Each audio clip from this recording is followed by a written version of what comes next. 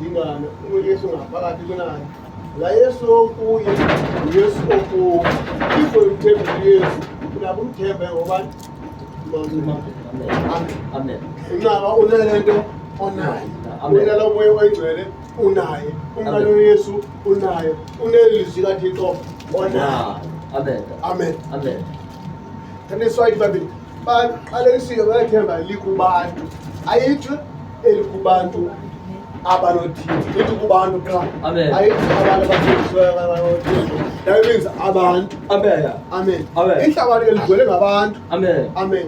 But thina singabantu abanyuliweyo phi ehlabathini, abantu abakhethwe basuswa phi ehlabathini, senziwa ngcwele phi ehlabathini. Hallelujah. Senziwa isidalwa esitsha phi ehlabathini.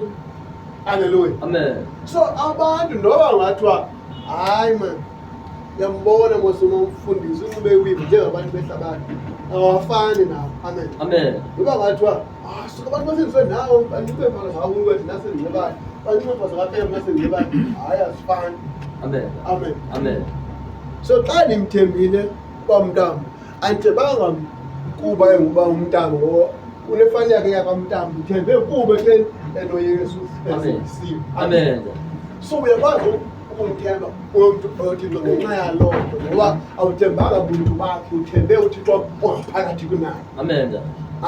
That is why iBhayibheli ithi nibe nomoya wongcikida enzima umncethela into ukwazi uyijonga irayithi okanye irongo esindisiwe engasindiswanga. Amen. Naxa umntu eshumayela laa ndawo ujonga phaa eBhayibhileni laa ndawo yena ebeshumayele ngayo ujonga ukuba yena ebeshumayela yona na ufunde nawo. Enzeka uzomthemba lo mntu akashumayeli into zomqala wakhe ushumayela ntoni izwi likaThixo uzomthemba. Amen.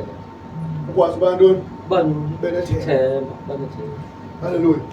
So masifumane amandla ngantoni nethemba, masifumane ukwazi ukuthandaza ngenxa yantoni nethemba, masifumane ukwazi basawushumayela nathi sikwazi ushumayela ngenxa yantoni ngenxa yethemba.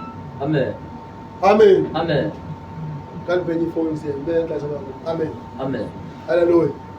So ithemba likunika amandla. Hallelujah. Ithemba likubangela uba ungandikezeli. Amen. Ithemba likubangela uba ungathi mna soze ndikwazi. Amen. Ithemba likubangela uba